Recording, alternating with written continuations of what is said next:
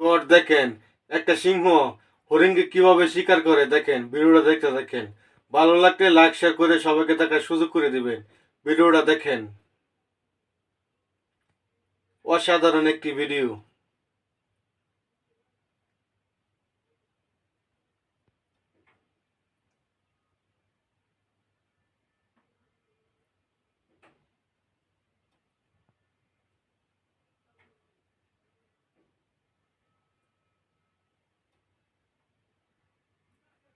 কিভাবে চুপি চাপি শিকার করতে চাই একটা সিংহ দেখেন হরিণকে।